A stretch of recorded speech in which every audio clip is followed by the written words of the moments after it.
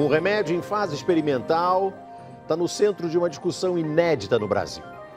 A justiça obrigou uma universidade a distribuir a substância que seria capaz de curar o câncer. Médicos e cientistas se dividem. Será correto receitar um remédio que ainda não está pronto, mesmo que ele seja a última esperança para os doentes? Essa é a nossa reportagem da semana. Aos 68 anos, Dona Alcilena Cincinnatus descobriu um câncer agressivo em estágio avançado. A doença começou no pâncreas e já tinha se espalhado até o fígado. Muitos vômitos, às vezes o dia inteiro, não tinha remédio que desse. E dor, muita dor. Desde a descoberta da doença, a Dona Alcilena passou a tomar cerca de 30 remédios diferentes por dia durante um ano, inclusive 4 tipos distintos de quimioterápicos, mas nenhum deles foi suficiente para parar o crescimento do câncer.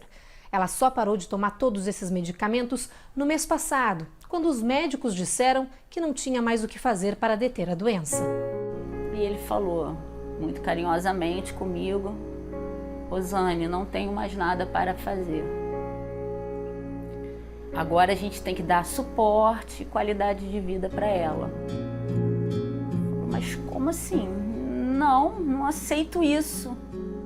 Não aceito, a gente tem que lutar até o final. Rosane e o irmão começaram a pesquisar outras possibilidades de tratamento para a mãe. Por meio de um tio que mora nos Estados Unidos, tomaram conhecimento de uma substância descoberta por pesquisadores do Instituto de Química de São Carlos, que pertence à Universidade de São Paulo. E foi aí que nós começamos uma busca incessante na internet para saber mais a respeito.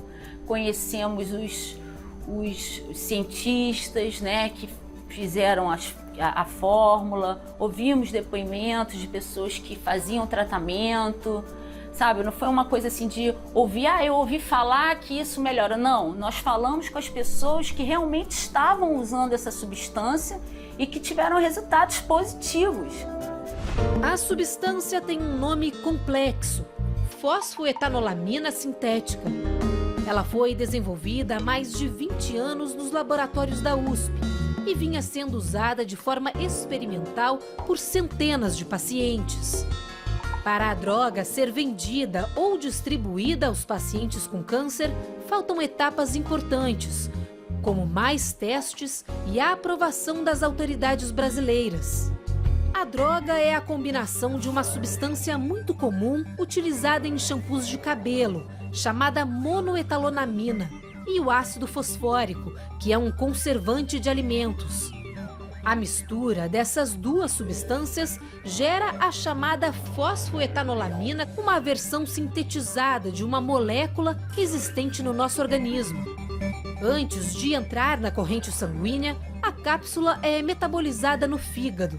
O composto agiria como uma espécie de marcador para as células cancerosas.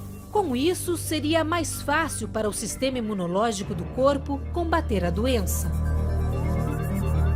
Você tem isso o tempo todo dentro de você, porque essa mesma substância é fabricada em célula de músculo longo e fígado. E é bobagem a gente dizer que é uma substância inédita. Isso já tem publicação do mundo inteiro.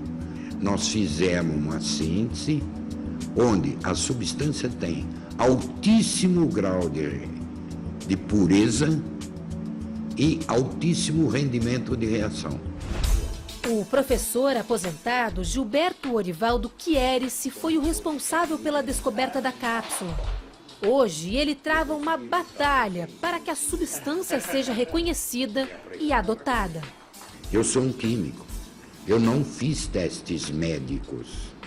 O que acontece é que esses pacientes te trazem o retorno, apesar de desconhecer, de não ter a prática do médico. Ele disse: olha, meu exame está aqui e aqui está dizendo que eu não tenho mais nada. Isso eu ouvi centenas de vezes. As cápsulas eram fornecidas pela universidade até o ano passado, mas uma decisão determinou: A expedição e distribuição das drogas com finalidade medicamentosa só poderiam ser efetuadas após a apresentação das devidas licenças e registros. Em outras palavras, como o remédio não tem garantia de ser seguro e nem aprovação das autoridades, não poderia mais ser distribuído. Na realidade, eu fui impulsionado a fazer isso, porque todo mundo pegava lá, o hospital mandava pegar na minha sala. Era um convênio que nós tínhamos, está registrado isso. Alguns dos pacientes com câncer resolveram entrar na justiça para conseguir a substância. Foi esse o caminho tomado pelo filho da dona Alcilena. Denis é advogado e conseguiu uma liminar que obrigava a USP a fornecer as cápsulas. Então ficamos aguardando o envio, que era feito pelo SEDEX, e nesse prazo o presidente do Tribunal de Justiça de São Paulo, ele decidiu cassar essa decisão com mais de 700 outras liminares também. Indignado com a decisão da Justiça de São Paulo, Denis decidiu recorrer à mais alta corte do país. Decidimos ajuizar uma medida no STF, porque entendemos que seria uma afronta à dignidade da pessoa, ao direito à saúde, que é previsto na Constituição Federal. Então, fomos bem-sucedidos. De uma hora para outra, a USP passou a receber decisões liminares que obrigam a dar a substância aos doentes autores das ações. Até este sábado, eram 742 liminares. Mas como explicar que a Justiça tenha determinado a liberação de uma substância ainda não aprovada? Essa especialista explica que a decisão levou mais em conta o direito do doente. Nós temos uma confusão de princípios fundamentais. De um lado, nós temos a Lei 6360, de 1976, que veda a comercialização e a entrega de um medicamento não registrado na Anvisa. E, por outro, nós temos o direito à saúde, que tem respaldo na Constituição Federal em legislação complementar. A polêmica se dá porque não há garantias de que a cápsula funcione, nem de que tipo de efeito colateral ela pode provocar. É para isso que os testes são feitos. Por outro lado, os doentes têm pressa. Há uma semana, dona Alcilena estava assim, muito debilitada. Não conseguia nem andar. Vomitava muito e precisava tomar morfina 4 vezes ao dia para amenizar as dores. Fizemos uma nova visita poucos dias depois que ela começou a tomar as cápsulas.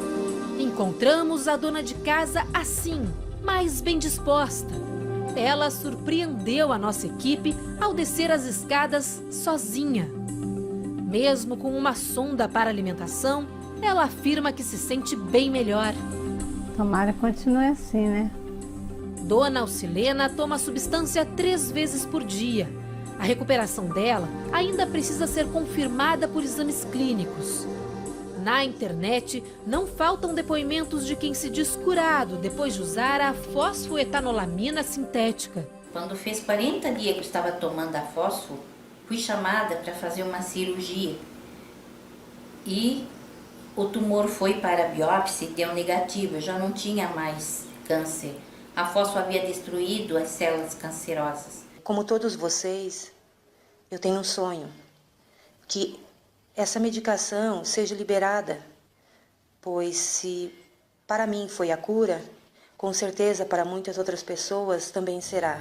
Neste vídeo, um médico que faz parte do grupo de pesquisa da USP garante, diferente da quimioterapia convencional, o uso da substância não traz efeitos colaterais.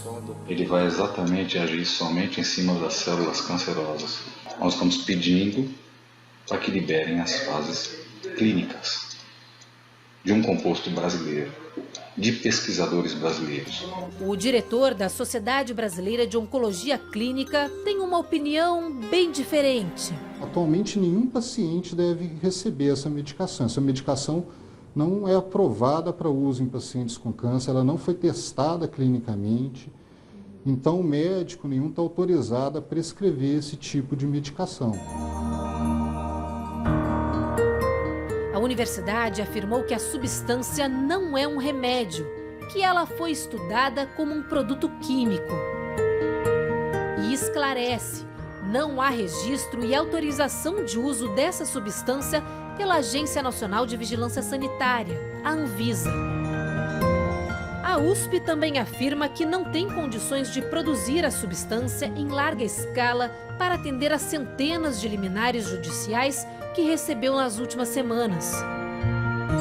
Neste fim de semana, a universidade decidiu que só fará a entrega das cápsulas pelos correios. Ou seja, quem conseguiu na justiça o direito de receber a substância vai precisar esperar que ela chegue em casa. O presidente da Anvisa reforça que não há sequer um processo para que a substância seja reconhecida oficialmente pelas autoridades. Como se trata de um desenvolvimento no país para uma doença grave, como é o câncer, processos como esse tipo aqui na Anvisa podem ter, inclusive, um tratamento prioritário, mas precisa chegar um pedido preenchendo todos os requisitos para que seja priorizado. Esses pedidos nunca chegaram aqui na Anvisa. Provavelmente não chegaram porque nunca foram realizados com esse medicamento ensaios clínicos de fase 1, 2 e 3 que são obrigatórios no mundo inteiro para que o medicamento seja registrado. Este defensor público do Rio de Janeiro prepara uma ação civil pública para garantir que todos os pacientes tenham acesso às cápsulas. Já tivemos acesso aos elementos de prova, tais como as teses científicas que discutem esta substância. Já temos conhecimento de um laudo toxicológico que indica que a substância ela não é tóxica. O professor Gilberto, que descobriu a cápsula, sonha com o dia em que a substância será acessível, aprovada e de graça para todos os doentes. Quanto custaria? Porque a gente vê hoje medicamento para câncer 2, 3, 4, 5 mil reais. Não sei. Alguém fez um cálculo aí dos gastos, 10 centavos. A patente vai ser doada a partir do instante que eu tiver a garantia que será doado gratuitamente. Ela será doada. Ela não será vendida nem comprada. Ela será doada a quem assinar um documento que vai fazer o medicamento para doar. Uma cápsula capaz de curar o câncer. Essa é uma ideia poderosa, por isso tanta polêmica. Embora tudo ainda seja apenas uma esperança, para pacientes como a dona Alcilena, já valeu a pena tentar. Se essa substância não curar o câncer, mas que se ela trouxer qualquer tipo de benefício, seja 10, 20%, 30% de qualidade de vida para esses pacientes,